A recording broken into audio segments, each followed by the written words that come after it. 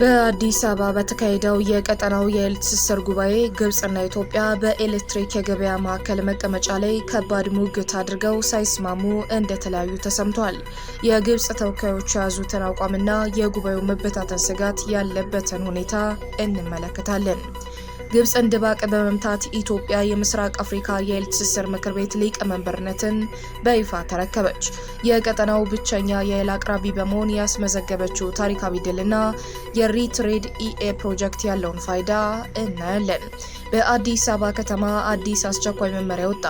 የኮንስትራክሽን ማዕድናት ቁፋሮ ምርትና ስርጭት ስርዓት ለማስያዝ ከከፍተኛ ኃይል መስመሮች፣ ከመኖሪያ መንደሮችና ከወንዝ ዳርቻዎች አቅራቢያ ማንኛውንም አይነት ቁፋሮ ማካሄድ ሙሉ በሙሉ መከልከሉን ተከትሎ የተሰጡ አስገዳጅ መረጃዎችን እናስደምጣለን።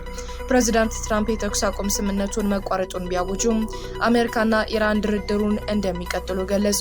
በቀጠናው የተቀሰቀሰው አዲስ ወታደራዊ ግጭትና በባህረ ሰላጤው ሀገራት ያሉ የአሜሪካ ወታደራዊ ተቋማት ላይ የተሰነዘረው ጥቃት ተከትሎ የወጣውን አስደንጋጭ መረጃ ይዘናል። ሰላም የኢትዮ ራዳር ቤተሰቦች እንደምን ቆያችሁን? ለዕለቱ የተመረጡ አንኳር ዜናዎችን ይዘን ቀርበናል። አብራችሁን ቆዩ። በኢትዮጵያ አዘጋጅነት ለ4 ቀናት በአዲስ አበባ ሲካሄድ የቆየው 22ኛው የምስራቅ አፍሪካ የኃይል ትስስር የሚኒስትሮች ምክር ቤትና 37ኛው የአስተባባሪ ኮሚቴ አስቸኳይ ልዩ ጉባኤ በዛሬው ዕለት ተጠናቋል። ጉባኤው ያስፈለገውም ግብጽና ሊቢያን ጨምሮ 13 አባል ሀገራት ያሉት ትስስሩ የመበታተን አደጋ የተጋረጠበት በመሆኑ ነው። በአባል ሀገራቱ መካከል አዲስ የሚመሰረተው የኤሌክትሪክ ኃይል የገበያ ማዕከል ዋና መቀመጫ ለመወሰን ውይይት ተደርጓል። በዚህ አጀንዳ ኢትዮጵያ ከድርጅቱ አባል ሀገራት ብቸኛ የኃይል አቅራቢ እንደመሆኗ ለ4 ቀናት በዘለቀው የትስስሩ የሚኒስትሮች ምክር ቤት ስብሰባ ከፍተኛ ሙግት አድርጋለች። በተለይም ከግብጽ ጋር የገበያ ማዕከሉ ኢትዮጵያ መሆን በት በሚለው ሀሳብ ላይ ከፍተኛ ሙግት መደረጉን የውሃና ኢነርጂ ሚኒስተሩ ኢንጂነር ሀብታሙ ኢተፋ ገልጸዋል። በዚህ ጉዳይ የግብጽ ተወካዮች ማዕከሉ ወደ ካይሮ ካልሆነ በሚል የያዙት አቋም ከኢትዮጵያ ጋር ከመግባባት ሳይደርሱበት ጉባኤው እንደተጠናቀቀ ተዘግቧል።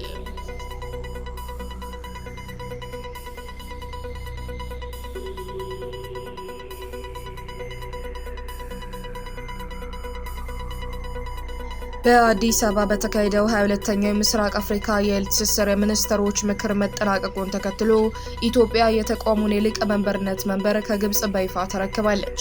የስልጣን ሽግግር ቀጠናዊ የኤሌክትሪክ ገበያን ለመገንባት በሚደረገው ጥረት ላይ ከፍተኛ ፋይዳ እንዳለው ተገልጿል።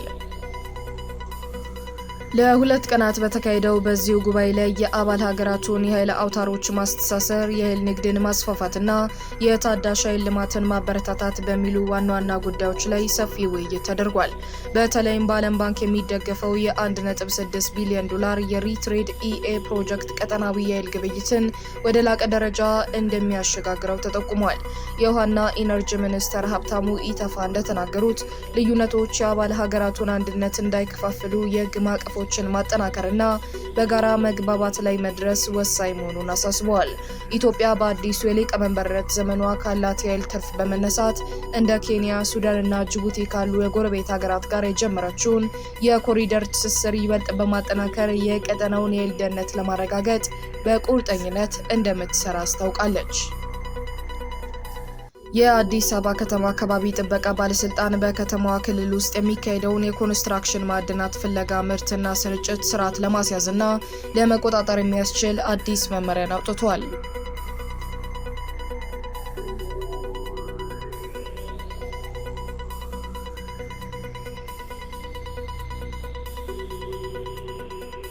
የኮንስትራክሽን ማዕድን ፈቃድ አፈጻጸም መመሪያ ቁጥር 191/2018 በሚል ተግባራዊ እንዲሆን የጸደቀው የመመሪያ ከማዕድን ቁፋሮ ጋር በተያያዘ በከተማዋ ይታዩ የነበሩ የአሰራር ክፍተቶችን በመድፈን ግልጸኝነትና ተጠያቂነት የሰፈነበት ስርዓት ለመዘርጋት ያለመ ነው። በመመሪያው መሰረት የህብረተሰቡን ደህንነትና የተፈጥሮ ሀብትን ለመጠበቅ ሲባል የኤሌክትሪክ መሰረተ ልማቶችን ከአደጋ ለመጠበቅ ከከፍተኛ የኃይል ማስተላለፊያ መስመሮች በ25 ሜትር ራዲየስ ውስጥ ከመኖሪያ መንደሮችና ከኢንዱስትሪ ፓርኮች በ500 ሜትር ራዲየስ ውስጥ እንዲሁም ከወንዝ ዳርቻዎች በ30 ሜትር ራዲየስ ውስጥ ማንኛውም አይነት ቁፋሮ ማካሄድ ሙሉ በሙሉ የተከለከለ መሆኑን ገልጸዋል።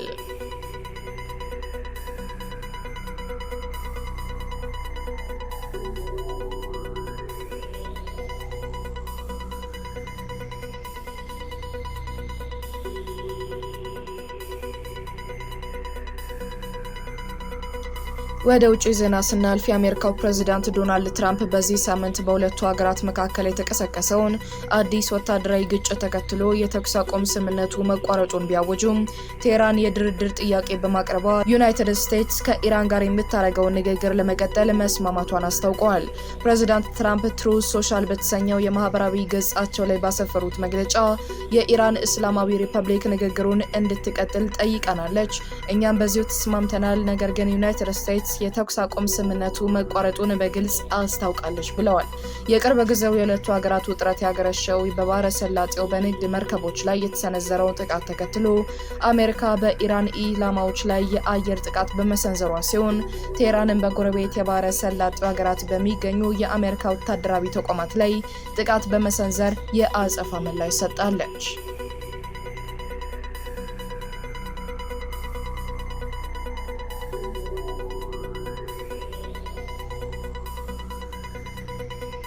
ለዕለቱ የመራረጥናቸው ዜናዎች እነዚህን ይመስሉ ነበር። አብራችሁን ስለነበራችሁ እናመሰግናለን። በሌሎች የዜና ጉዳዮች እስከምንገናኝ ሰላምና ጤና ለሀገራችን።